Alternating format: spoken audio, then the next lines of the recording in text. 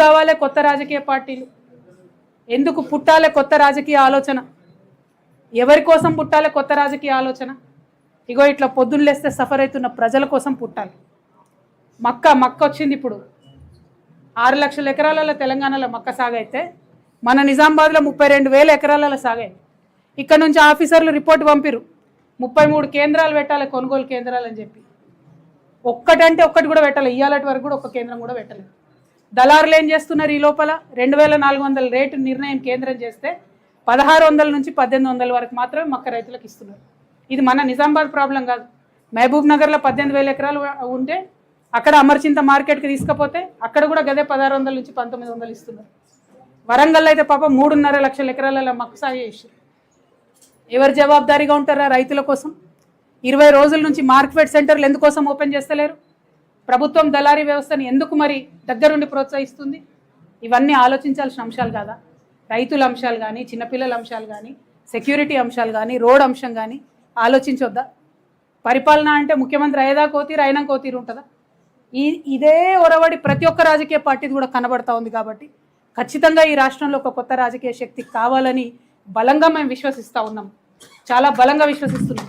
అయితే వచ్చేటటువంటి కొత్త రాజకీయ పార్టీ ఆ భగవంతుడు శ్రీరామచంద్రుడి యొక్క దయతోని పేద బీద బిక్కి ఈ కులం ఆ కులం అని తేడా లేకుండా అందరినీ కలుపుకొని అందరి కోసం పనిచేసే పార్టీ అయి ఉండాలి. నేను మొన్న ఉగాది నాడు కూడా చెప్పిన, సర్వోదయం జరగాలి తెలంగాణలో, సర్వులకు ఉదయం రావాలి, అందరి జీవితాల్లో వెలుగులు నింపాలి, సర్వోదయ తెలంగాణ రావాలి, దానికోసమే కొత్త పార్టీ రావాలని చెప్పి మేము బలంగా నమ్మినాం. నేను తెలంగాణ బిడ్డగా తెలంగాణ జాగృతి అనేటటువంటి స్వచ్ఛంద సంస్థ ద్వారా తెలంగాణ ఉద్యమంలో గత 20 సంవత్సరాలలో మీ కండ్ల ముందే నేను పనిచేసాను. అనేక అంశాల మీద కొట్లాడినాం. రాష్ట్రం రాకముందు కొట్లాడినాం, రాష్ట్రం వచ్చినాక కొట్లాడినాం. ఈ అంశాలన్నీ కూడా మీకు తెలుసు, మీ కళ్ళ ముంగటనే ఉంది. తెలంగాణ రాష్ట్రం వచ్చిన తర్వాత తెలంగాణ జాగృతి సంస్థ ఒక ఎన్జిఓగా అప్పుడున్నటువంటి బీఆర్ఎస్ ప్రభుత్వం ఒక నిర్ణయం తీసుకున్నారు. ఏంటిది అది? ఆత్మహత్య చేసుకున్న రైతులకు, ఏది ఆంధ్రప్రదేశ్లో ఆత్మహత్య చేసుకున్న రైతులకు కాంపన్సేషన్ ఇస్తామని నిర్ణయం తీసుకున్నారు. అయితే ఆ లిస్టులో ఒక 300 మంది రైతులు మిస్ అయితే తెలంగాణ జాగృతి ఆ బాధ్యతను తను తీసుకొని ప్రతి జిల్లాలో ఉండేటటువంటి ఆ 300 మంది రైతులకు 4 సంవత్సరాల పాటు 2,500 రూపాయలు పెన్షన్ ఇచ్చినాం. మీకు ఆ రైతుల పేర్లు, జాబితాలు, వివరాలు ఇవ్వమంటే కూడా మా వాళ్ళు ఇస్తారు. అంటే ఉట్టుటి గీయలే నేను.